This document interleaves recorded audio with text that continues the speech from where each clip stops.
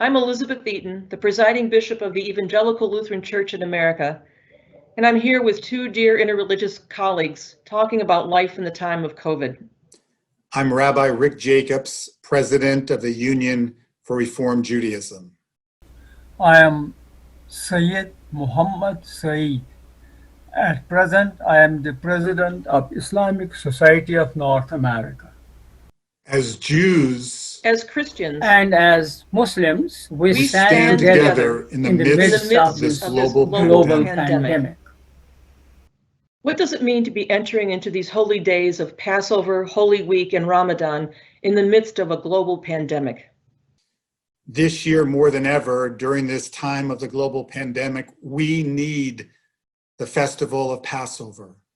The festival is about the courage and resilience of our ancestors when they faced the most difficult situations. It is also for us a chance to draw strength from their example. It is also at the same time about hope, that no matter how difficult a situation can be, there is the bud of springtime, the ray of light and of hope that sustains us. And to celebrate Passover at a time when our brothers and sisters are celebrating Easter and Ramadan is to be reminded that we are all children of God, and we were put on the earth not simply to care for our own, but to care for all of God's children. This pandemic has turned the world upside down, and the entire world, not just parts of it. And so it's also turned our Holy Week and Easter upside down. It's not the way we usually go about celebrating these great events of our salvation. But I think that the first Christians, they weren't having such a marvelous Easter themselves. They didn't know it was Maundy, Thursday. They didn't know it was Good Friday. They didn't think that Friday was good. They thought it was the end of everything. And on that first Easter, there were very few witnesses to the resurrection. In fact, some of the women who were there actually were terrified and left the tomb without telling anyone. And I think that might be a way for us to enter into this particular Holy Week. We're surrounded by mounting body counts and death, anxiety. We worry about our friends, our families, our neighbors.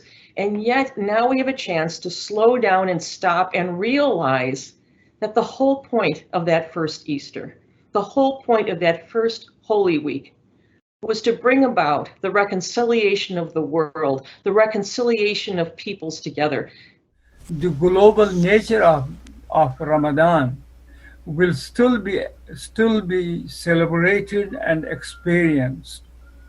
We may not hear the Quran reciter next door in our mosque, but we may hear someone reciting the Quran in England, in Denmark, in Indonesia, because the internet, the web, has internationalized our relationships. Our neighborhood is now much greater global neighborhood. We'll be sharing during this time the suffering of many of our own people around the world, and we'll be praying not only for ourselves, but praying for all of them and asking God to protect them. Where do you see God at work in the midst of this global pandemic? I feel God's presence in everyone who is waking up in the morning with fear and anxiety and even dread.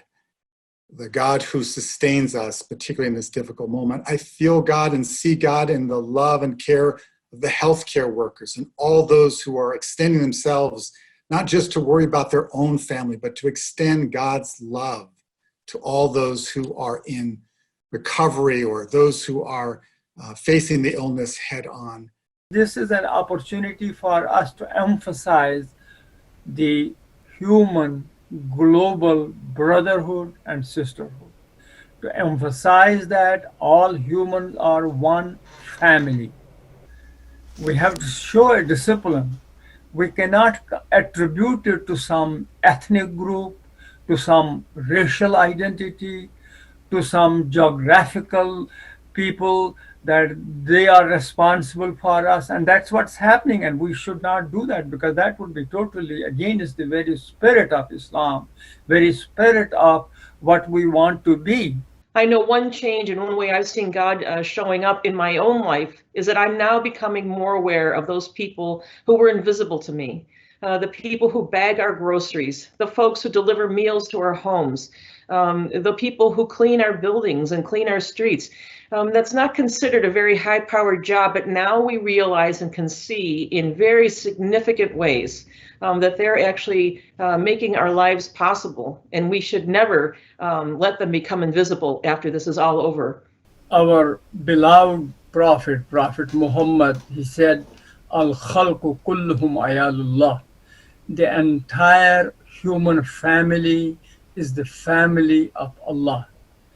So the best of you are those who benefit the members of this large family.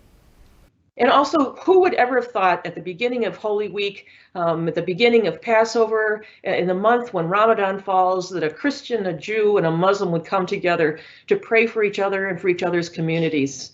I'm so deeply grateful to my dear colleagues, Rabbi Jacobs and Dr. Saeed, that we've committed to do this together. We encourage all people of faith and goodwill to continue to follow the CDC guidelines and to shelter in place. We commit to pray for each other and for our communities in these holiest of days in each of our traditions. Our hope is in God's continued faithfulness in the midst of human suffering, illness, and death.